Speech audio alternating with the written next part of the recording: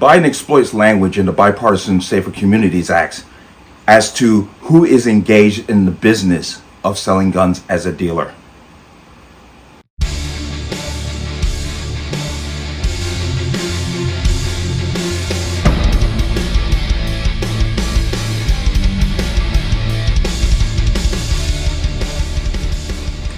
Welcome to another installment of the Connecticut Gun Bench. Today's video is brought to you by P.A.N. Firearms, LLC, P.A.N. Firearms, the NRA certification, and multifaceted gun training. You can reach us at 203-300-6343 or use our website at www.panfirearmsllc.com. As always, there'll be a link in the description box. And if you like my channel, like my content, and what I do here, you can support me at the link in the description box. Everything is appreciated.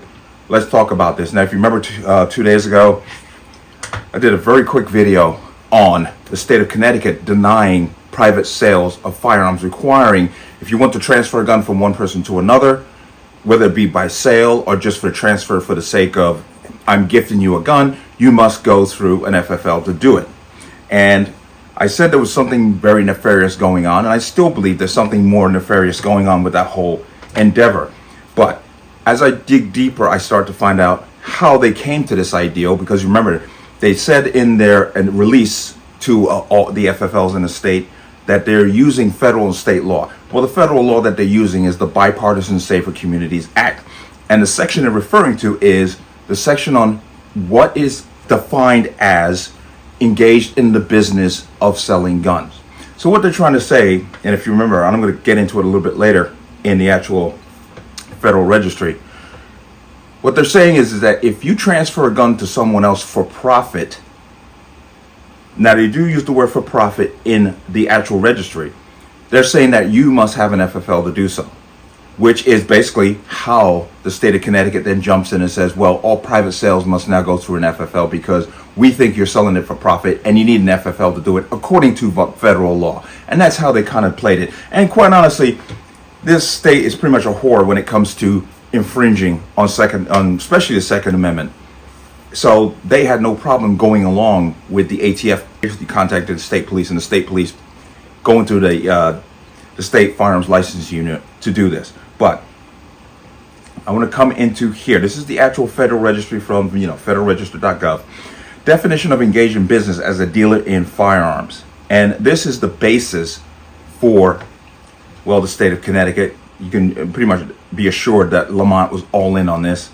This is how they got to making sure that people who transfer guns do it through an FFL. And it's exploitative, but it is what it is, and we have to deal with it, unfortunately, for now.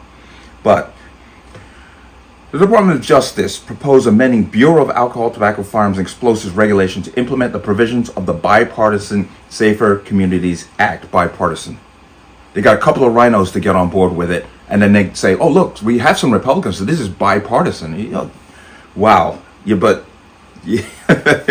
These people are snake oil salesmen. But effective June 25, 2022, that broadened the definition of when a person is considered engaged in the business as a dealer in firearms other than a gunsmith or pawnbroker. This proposed rule incorporates the BSCA's definition of predominantly earn a profit, creates a standalone definition of terrorism, and amends the definitions of principal objective of livelihood and profit. Of course, the two we're going to be focusing on here is predominantly earn a profit and principal objective of livelihood and profit, and engage in a business to ensure such conforms with the BSCA statutory changes and can be relied upon by the public. The proposed rule also clarifies what it means for a person to be engaged in the business of dealing in firearms and to have the intent to predominantly earn a profit from the sale or disposition of firearms. In addition, it clarifies the term dealer, including how that term applies to auctioneers, and defines the term responsible person.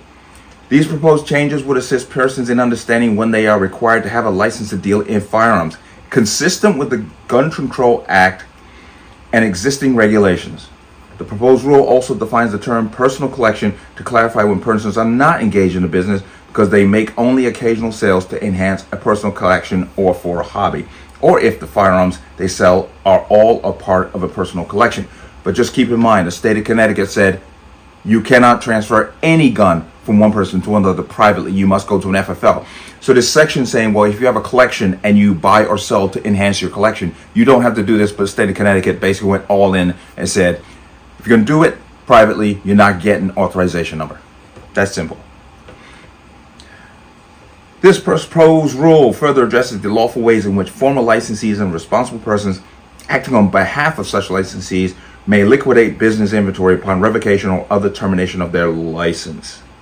Finally, the proposed rule clarifies that a licensee transferring a firearm to another licensee must do so by following the verification of record-keeping procedures instead of using a firearms transaction record, ATF 4473. Okay, so let's come out of that. So this is the basis for the state of Connecticut, the federal law they were referring to, for forcing all private sales to be done through an FFL. Yeah.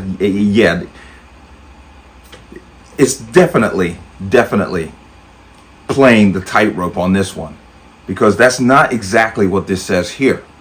But they just went across the board and said, any private sale, we're not going to give you an authorization number. Go through an FFL.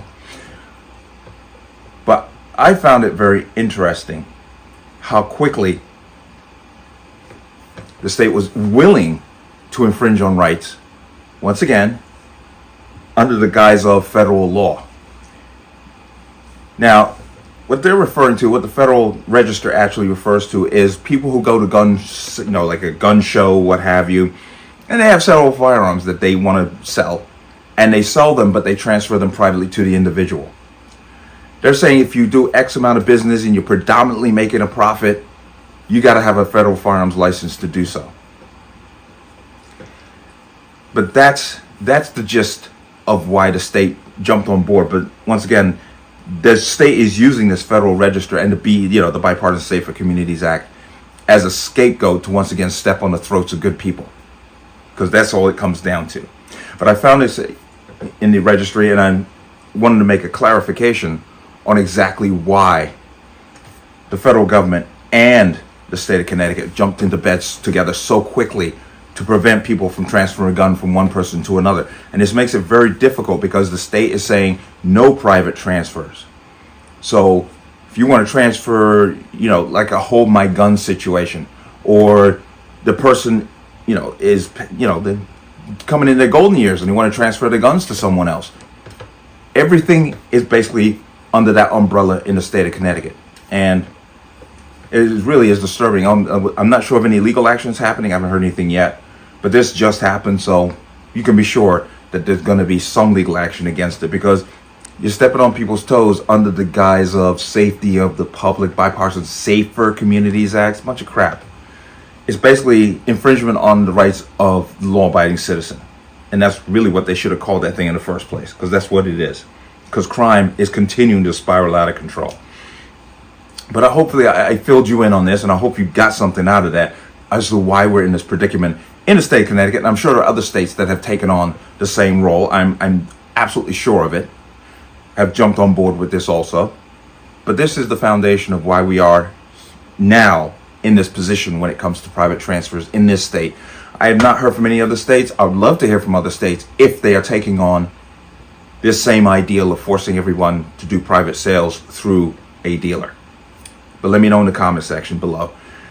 But let me know what you think. As always, you can leave your comments in the comment section below. And as always, any statements of violence or statements that lead to violence will be removed. Please like, share, comment, subscribe. Don't forget to hit that notification bell so you're notified the next time a video goes live. I will see you on the next one. Peace.